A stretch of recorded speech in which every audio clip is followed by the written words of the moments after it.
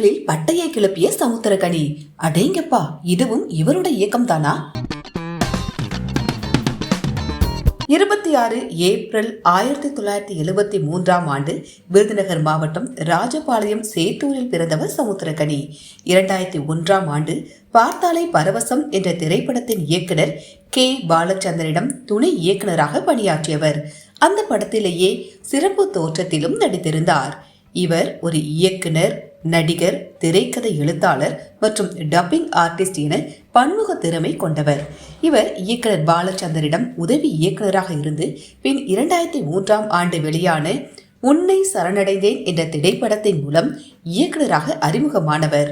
இந்த படத்தை தொடர்ந்து இவர் இயக்கிய நாடோடிகள் என்ற படம் நல்ல வெற்றியை கொடுத்தது. இந்த படத்தில் சசிகுமார் கதாநாயகனாக நடித்திருந்தார். இந்த படம் சமுத்திரகனிக்கு ஒரு திருப்ப முனையாகவே அமைந்தது. பின் போராளி, நிமிர்ந்த நெல் என சில படங்களை இயற்றினார். ஆனால் அந்த படங்கள் எல்லாம் எதிர்பார்த்த வெற்றியை கொடுக்கவில்லை. எனவே இயக்குனராக இருந்தவர் நடிப்பில் இறங்கினார். அந்த வகையில் அவர் நடித்த நம்ம வீட்டு பிள்ளை, காப்பான், சாட்டை, வினோத சித்தம், அப்பா படங்களில் அவருடைய நடிப்பு அனைவராலும் பாராட்டப்பட்டது.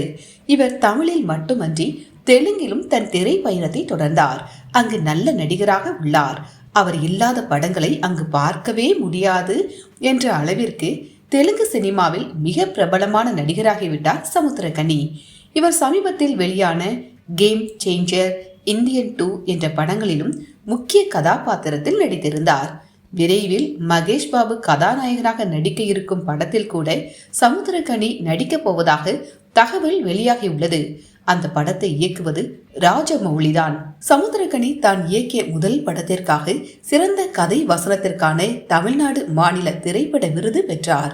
2009 வெளியான நாடோடிகள் படத்திற்காக சிறந்த இயக்குனருக்கான பிலிம்பேர் விருது, விருப்பமான மற்றும் சிறந்த இயக்குனருக்கான விஜய் விருது, சிறந்த திரைக்கதை எழுத்தாளருக்கான விஜய் விருது, 2015 வெளியான விசாரணை படத்திற்காக துணை நடிகருக்கான தேசிய விருது என ஏகப்பட்ட விருதுகளை பெற்றுள்ளார் சமுத்திரகனி.